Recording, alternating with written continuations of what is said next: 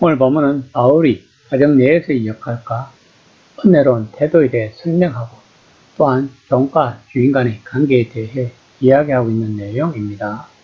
바울이 본문에서 자녀들과 부모들을 향한 명령과 종들과 주인들을 향한 명령에서 놀라운 것은 바울이 자녀와 종도 부모와 주인과 마찬가지로 소위 권리를 가진 것으로 보았다는 점입니다. 고대 철학자들이 행동 규약을 만들 때 그 무게는 항상 한 곳으로 쏠려 있었다고 합니다. 즉, 종과 자녀는 순종해야 했고 그것이 존재의 목적이었다는 것입니다. 그러나 바울은 상호 책임을 주장하고 있는 것입니다. 즉, 부모는 자녀를 합당하게 대해야 한다는 것입니다. 자녀가 증오를 느끼고 반항하거나 가출하고 싶어할 만큼 아이들을 혹독하게 대하거나 화나게 해서는 안 된다는 의미입니다. 또한 주인들은 그들에게도 주인, 즉 주 예수님이 계시다는 것을 알아야 한다는 것입니다. 6장 1에서 3절입니다. 자녀들아, 주 안에서 너희 부모에게 순종하라. 이것이 옳으니라. 내 아버지와 어머니를 공경하라. 이것은 약속이 있는 첫 계명이니 이로써 내가 잘되고 땅에서 장수하리라. 당시 로마의 가정생활은 파탄이라고 할 만큼 심각하고 불안하였다고 합니다. 이런 분위기 속에 바울이 주 안에서 라는 표현은 기독교의 이상적인 가정을 제시하고 있는 것입니다. 로마의 관습에 의하면 아버지는 자녀에게 절대적인 권한을 가지고 있었는데 아버지는 자식을 마음대로 벌주고 양육하는데 비용이 많이 든다고 생각하면 노예로 팔기도 했고 심지어 꽤 내버려 둘 수도 있었다고 합니다. 한편 여성들의 지위도 매우 낮았고 노예와 다를 바 없었다고 합니다. 그러나 자녀들은 부모에게 순종해야 했다고 합니다. 이런 시대적 문화를 알고 본문을 이해하면 좋을 것입니다. 교도는 10계명 중 둘째 습관에 새긴 대인관계 중 첫 번째 계명입니다. 부모를 공경하라는 바울의 말은 앞의 구절과 밀접하게 연관되어 있는 것입니다. 즉, 부모에 대한 순종은 공경하는 마음이 있어야 가능하다는 것입니다.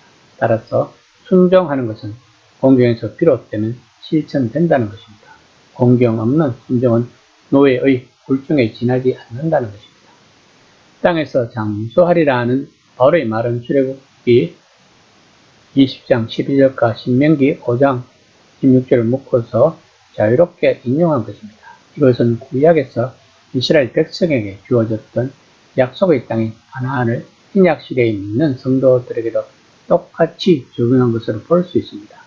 말하자면 부모에게 순종하고 효도하는 자는 영적인 이스라엘의 약속의 땅인 영원한 하나님 나라에서 영생을 누리게 될 뿐만 아니라 이 땅에서도 하나님 나라의 백성답게 하나님의 은혜가 가득 담긴 삶을 살 수 있다는 것입니다. 6장 4절입니다. 또 아비들아, 너희 자녀를 노엽게 하지 말고 오직 주의 교훈과 훈계를 양육하라. 본문에서 아버지만 언급하고 있는 것은 아버지는 가정의 책임 있는 지도자이고 자녀 교육의 책임 있는 반면 어머니는 그의 남편에게 순종하는 자이기 때문일 것입니다. 가정에서의 훈련은 필요하지만 지나치게 간섭하고 필요 이상의 권위로 윽박지르게 되면 자녀로부터 큰 반박과 노여움을 사게 된다고 바울은 권면하고 있는 것입니다. 또한 자녀의 양육에 대해서는 주님이 그들의 관계와 그들의 가르침들과 배움의 중심이어야 한다는 것을 강조하고 있습니다. 5에서 9절까지는 종과 주인과의 관계에 대해 다루고 있는 내용입니다. 바울 당시에 로마 제국에는 약 6천만 명의 종이 있었던 것으로 추산되고 있다고 합니다. 그들은 실제 포로나 죄수, 어릴 때 팔리거나 빛으로 넘겨진 자들이었다고 합니다. 종의 생활은 매우 처참하였으며 주인들은 종을 자기의 재산으로 알고 생사의 권한을 마음대로 행사했으며 동물처럼 무자비하게 다루었다고 합니다. 바울이 종에 대해 언급하고 있는 것은 그 제도를 찬성해서가 아니라 그것이 당시의 엄연한 사회 현실이었기 때문이었습니다. 6장 5에서 7절입니다. 종들아, 두려워하고 떨며 성실한 마음으로 육체의 상전에 순종하기를 그리스도께 하듯 하라. 눈 가리면 하며 사람을 기쁘게 하는 것 자처럼 하지 말고 그리스도의 종처럼 마음으로 하나님의 뜻을 행하고 기쁜 마음으로 섬기기를 죽게 하듯 하고 사람들에게 하듯 하지만 본문은 다음과 같은 질문을 하게 합니다. 바울은 노예 제도가 선하다고 믿었는가? 아니면 본문은 무엇을 이야기하고자 하는가? 우선 바울 시대의 노예 제도가 없는 세상을 상상하기란 우리가 정기 없는 세상을 상상하는 것과 같다는 것입니다. 현대 세계는 당연히 전기 없이는 사용이 불가능한 것이 많습니다. 다시 말하면 전기가 없으면 원시 시대로 돌아가는 느낌일 것입니다. 바울의 세상에서는 아주 가난한 사람들 외에는 대다수 가정에서 종들이 중요한 자리를 차지하고 있었다고 합니다. 고대 세계에서 종들에 대한 대우와 법적 규례는 나라마다 소유주마다 아주 다양했다고 합니다. 많은 종들이 좋은 대접을 받고 가족들에게 신뢰를 얻었지만 한편 경솔하고 비인간적인 주인들이 여러 가지로 종들을 이용하고 학대했다고 합니다. 그것이 바울 당시의 세상의 흐름이었던 것입니다. 바울은 세상이 돌아가는 방식을 새롭게 구상하려 하지 않았습니다. 왜냐하면 오는 시대에는 모든 사람이 모든 노예 제도에서 해방될 것이기 때문입니다.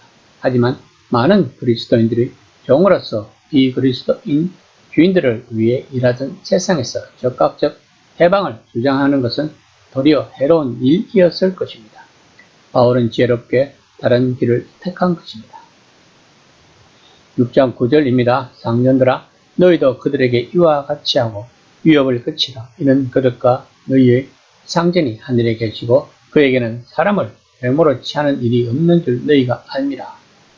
본문은 모든 것을 정리해 줍니다. 즉 메시아 앞에서는 사람에 대한 차별이 없다는 것입니다. 바울은 복음 앞에서 유대인과 이방인의 평등을 언급할 때든지 교회 안에서 출신 배경이 다른 그리스도인들의 평등을 말할 때든지 본문에서처럼 주인과 종의 평등을 언급할 때든지 할 때 하나님은 사람은 외모로 취하는 일이 없다는 사무엘상 16장 7절 말씀을 인용합니다. 바울의 윤리라 여기는 의제는 강력하고 확고하게 뿌리박은 도덕적 핵심이 있습니다. 그것은 한 분이신 참 하나님은 공의와 정의의 하나님이시며 그분의 눈은 속이지 못한다는 것입니다. 즉 하나님을 신뢰하는 것이 윤리의 핵심이라는 것입니다. 윤리의 핵심은 또한 가정에서와 종과 주인 사이에서도 견실한 관계를 맺을 수 있다는 것입니다. 이 시간 나는 과연 하나님을 신뢰하여 바울이 이야기하는 윤리적이고 도덕적인 삶을 살아가고 있는지 한번 생각해보는 시간이 되었으면 합니다.